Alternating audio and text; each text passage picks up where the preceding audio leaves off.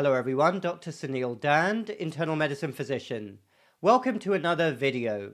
I want to talk in this video about my concerns regarding the health of President Donald Trump and my own viewpoint as a doctor. Now, of course, we are in election season. The election is only a couple of weeks away and things can get quite heated. But it's important to remember that whenever a medical opinion is given, what is supposed to happen is everything is supposed to be completely objective. That is part of the Hippocratic Oath. And when I have my doctor hat on, I couldn't care less if somebody in front of me is Republican, Democrat, or even a member of the Pizza Party. Yes, that is officially a registered party in my area of the United States. I couldn't care less what they are. I will give the best possible advice and strive to give exemplary care, because that is what I do as a doctor. And I've talked already about a couple of the major news stories during this election season, including the debate performance by President Biden and my concerns regarding his cognitive health and obvious slowing down, and how I thought that he should be enjoying life and retired rather than doing a high-stress job like being president. I also talked about the terrible shooting incident in Pennsylvania and President Trump's initial reaction, which was actually quite robust for somebody who is touching 80 years old. So what you're about to hear is my own medical opinion regarding the health of President Trump with the perspective of a doctor wishing somebody good health and not sickness. And I have never met President Donald Trump before, but I couldn't imagine from his general disposition and the way he portrays himself and comes across him being anything other than somebody who sits down with anybody, especially man to man, and says, "Tell me what you think, no filter, and then I will make my own decision about what to do." In fact, that's how things should be in healthcare and medicine. The doctor gives their own objective advice, and then the patient makes their own decision, having heard that advice. So the very first thing to say is that President Trump is obviously 78 years old. He may be very robust, very active for his age. Remember, most people his age are happily retired and they have slowed down. And he is running for a second presidential term. And no matter how we paint it, he does not have the body of a 25-year-old anymore. And with each passing year, one has to be more careful. In terms of anybody's baseline health at any age, in my opinion, the most important thing, and this is backed up by research, is lifestyle. But obviously genetics plays a big role as well. So let's think about President Trump's genetics here. Well, here is his father, Fred Trump, who lived till 93 years old. So that is potentially a good genetic gift there. Let's look at President Trump's grandfather, also called Frederick Trump. He actually died age 49, but of course that was a different era. And this is interesting here. He was from Germany. He immigrated to the United States in 1885, and then a few years later began speculating in real estate. It then says he worked as a barber and a hotel manager before acquiring real estate in Queens in New York. And he actually died during the 1918 flu pandemic, which, despite what you may have heard over the last few years, was far worse than the pandemic that we just went through, because it actually killed a lot of younger people, including President Trump's grandfather. And who knows what's more genetic, your health or the career you're likely to go into? I say tongue in cheek. Anyway, coming back to President Trump, the first measure that I would like to focus on is his overall body shape, which is a good predictor of baseline metabolic health. Here we have some pictures of President Trump. Here he is playing golf, and here's another picture of him in his suit. And according to the latest records, President Trump's body mass index, his BMI, is above 30, which places him in the obese category. Ideal BMI is 20 to 25, 25 to 30 is overweight, and more than 30 is obese. It isn't an ideal measurement like most measurements out there. There are many better measurements. I prefer waist to hip ratio, basic waist circumference, and also body fat percentage. But it's also clear from the photos that President Trump does have a significant waistline. Body fat percentage is higher than we would like. It would be in the higher risk category. It would flash red for underlying inflammation and insulin resistance and risk of associated illnesses. So my first piece of advice to President Donald Trump, looking at his body mass index, would be to focus on some natural holistic fat loss, not using any of the temporary modern band-aid big pharma solutions.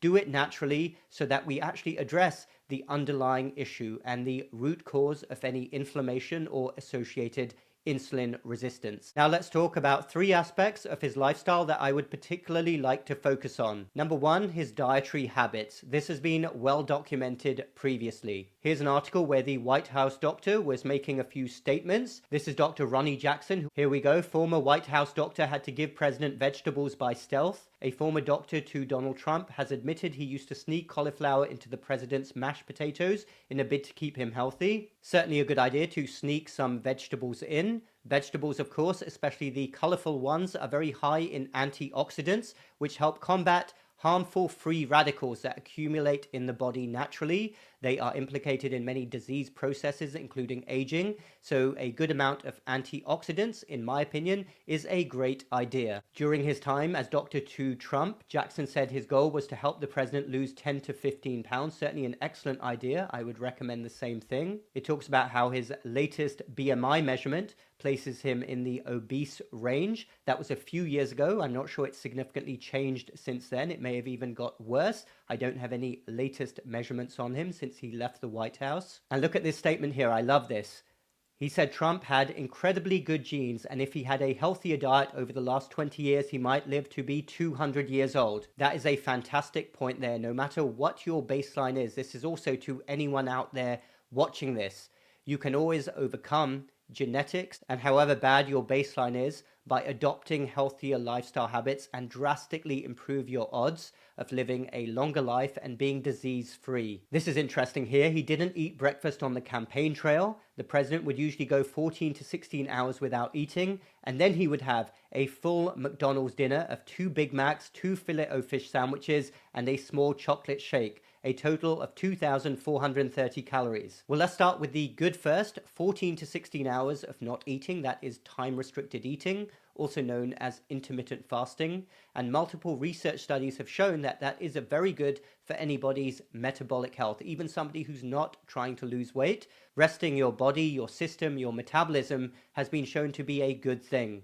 But as for what President Trump eats after that, I'm speechless. Those of you who watch my videos know that I will have little good to say about that McDonald's meal. Extremely highly processed and high in calories. As for what other meals look like, on Trump Force One, there were 4 major food groups: McDonald's, Kentucky Fried Chicken, pizza, and Diet Coke. Again, not a fan of any of those. And here it says he drinks 12 Diet Cokes a day. Trump is famously teetotal. That's a good thing, no alcohol. However, he doesn't like tea or coffee either, instead drinking up to 12 Diet Cokes a day. Well, Diet Cokes might be better than regular Coke, which is full of sugar, but Diet Coke still contains a lot of other artificial substances, including artificial sweeteners, which have been shown in studies to not be particularly good for you. And there are actually lots of other articles here documenting President Trump's love for McDonald's and his favorite order: 2 Big Macs, 2 Filet-O-Fish, and a chocolate malted. And President Trump has been quoted previously as saying McDonald's is his favorite food and it is quote-unquote good stuff.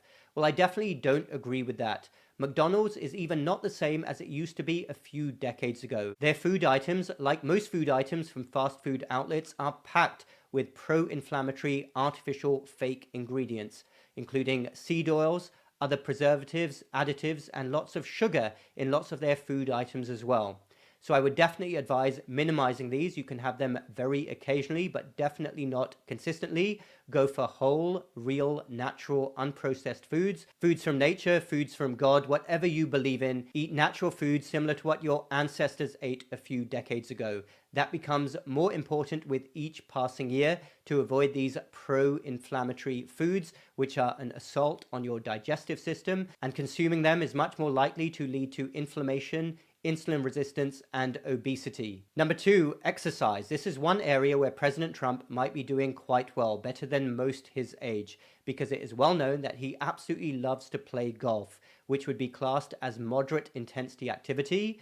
I don't know whether he carries his own bag around. I don't think he does. I think he uses a buggy. But when you're touching 80 years old, that is okay. You will still be getting a lot of moderate intensity walking activity. You will be outdoors and you'll be moving your body. So that is a good thing. As much golf as you can, keep it up, President Donald Trump. And if you could throw in some muscle strengthening at least 4 to 5 times a week, Ideally use dumbbells or barbells, but if you can't, use exercise resistance bands. That would be absolutely ideal for maintaining strength into old age. And here we have a couple of articles here which focus on Donald Trump and his previous quotes on exercise, which are interesting.